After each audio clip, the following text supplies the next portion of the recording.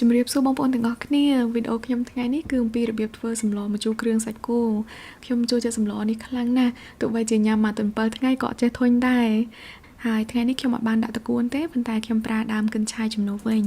បងប្អូនធ្លាប់ធ្វើសម្លម្ជូរគ្រឿងដាក់កិនឆាយអត់អញ្ចឹងវិធីធ្វើដំបូងខ្ញុំដាំឆ្នាំងមួយឲ្យរាងក្តៅហើយដាក់ប្រេងឆា2ស្លាបព្រាបាយបន្ទាប់មកដាក់គ្រឿងគល់ស្លឹកគ្រៃដែលបានបុករួចហ្នឹងមានគល់ស្លឹកគ្រៃរំដេងស្លឹកក្រូចសើចខ្ទឹមសខ្ទឹមក្រហម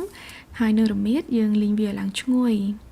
នៅពេលដែលគ្រឿងគល់ស្លឹកគ្រៃឡើងឈ្ងុយហើយខ្ញុំដាក់ប្រហុកចូលខ្ញុំដាក់ប្រហែលជាមួយស្លាបព្រាបាយដោយសារខ្ញុំចូលចិត្តប្រហុករាងក្រាស់បន្តិចហើយខ្ញុំឆាវាឲ្យឡើងឈ្ងុយជាមួយនឹងគ្រឿងដែរបន្ទាប់មកទើបដាក់សាច់គោចូលសាច់គោនេះខ្ញុំប្រម៉ែប្រមូលពីក្នុងទូទឹកកកមកបានប្រហែលជា7 គីឡូដែរវាមានលាយខ្លាញ់លាយសរសៃខ្លះៗអញ្ចឹងខ្ញុំឆាវាជាមួយនឹងគ្រឿងឲ្យសព្វទៅបន្ទាប់មកទៀតខ្ញុំចាក់ទឹកចូលបន្តិចដើម្បីកុំឲ្យវាស្ងួតបាតឆ្នាំងខ្លាំងពេករួចហើយដាក់គ្រឿងផ្សំរសជាតិដូចជាទឹកត្រី1ស្លាបព្រាបាយហើយស្ករ1ស្លាបព្រាកាហ្វេ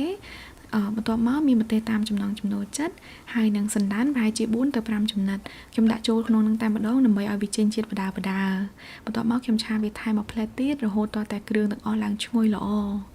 រួចហើយទើបដាក់ទឹកចូលចំនួន1លីត្រទឹកនឹងមើលទៅពណ៌លឿងដោយសារខ្ញុំយកវាទៅកលែងនៅក្នុងត្បាល់បុកគ្រឿងអញ្ចឹងហើយមើលទៅឃើញពណ៌លឿងបន្តិចពេលដាក់ទឹកចូលហើយខ្ញុំដាំវាឲ្យពុះហើយរំងាស់ប្រហែលជា5នាទីបន្ទាប់មកទើបដាក់ដើមកញ្ឆាយចូលហើយដាំវាឲ្យពុះដែរពេលសម្លពុះហើយចុងក្រោយខ្ញុំបង់ស្លឹកកញ្ឆាយចូលហើយកូរវាចូលគ្នាឲ្យសព្វទៅរួចមកភ្លក់មើលយករសជាតិរៀងប្រៃជូរល្មមស្មើគ្នាតែប៉ុណ្ណឹងគឺរួចជាស្រេចសម្លម្ជូរគ្រឿងខ្មែរយើងមានរសជាតិឆ្ងាញ់ណាស់បងប្អូនជាពិសេសបានញ៉ាំជាមួយនឹងបាយក្តៅៗហើយញិចម្ទេសហឹរៗទៀតទៅ